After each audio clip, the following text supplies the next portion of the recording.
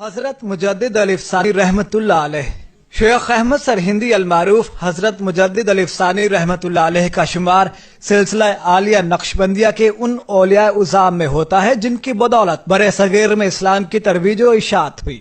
آپ 14 شوال 971 ہجری 26 مئی 1564 میں سر ہند میں پیدا ہوئے۔ آپ کے والد شیخ عبد الاحد رحمۃ اللہ علیہ بھی عابد و زاہد انسان تھے۔ آپ کا سلسلہ نسب امیر المومنین سیدنا فاروقی اعظم رضی اللہ تعالی عنہ سے ملتا ہے۔ ابتدائی تعلیم کے حصول کے بعد علوم عقلیہ اور نقلیہ میں عبور حاصل کیا۔ پھر آپ رحمت اللہ علیہ نے درس قرآن و حدیث شروع کیا اور روحانی معارف کے لیے دلی میں حضرت خواجہ باقی باللہ رحمت اللہ علیہ کی خدمت میں حاضر ہوئے اور ان کے دست حق پرست پر بیعت کی۔ حضرت مجدد ثانی رحمت اللہ علیہ اپنے شیخ کامل خواجہ باقی باللہ رحمت اللہ علیہ کی بہت تعظیم کیا کرتے تھے۔ آپ شریعت مطہرہ پر سختی سے عمل پیرا ہوتے۔ مغل بادشاہ اکبر کے دور میں بہت سی بدعات دین میں شامل ہونے لگی اور اسلام کا تشخص مجروح ہونے لگا، تو آپ رحمت اللہ علیہ نے سختی سے بدعات کے خاتمے کی تحریک شروع کی اور مغل بادشاہ اکبر کی خود ساختہ شریعت کے خلاف علم بغاوت بلند کیا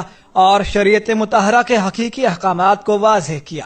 کلمہ حق کہنے کی پاداش میں آپ رحمت اللہ علیہ کو قید و بند کی صعوبتیں برداشت کرنا پڑیں۔ حضرت مجدد ثانی رحمت اللہ علیہ کے مکتوبات ہندوستان کے مسلمانوں کی بیداری کی تحریک ثابت ہوئے۔ آپ رحمت اللہ علیہ کو حضرت عمر بن عبدالعزیز کے بعد دوسرے 1000 سال کا مجدد کہا جاتا ہے۔ بلا شبہ آپ کی خدمات عالم اسلام کا سرمایہ ہیں۔ آپ نے 28 صفر المظفر 1034 ہجری 10 دسمبر 1624 کو وصال فرمایا۔ آپ کا مزار مبارک سرہند انڈیا میں مرکز انوار و تجلیات ہے۔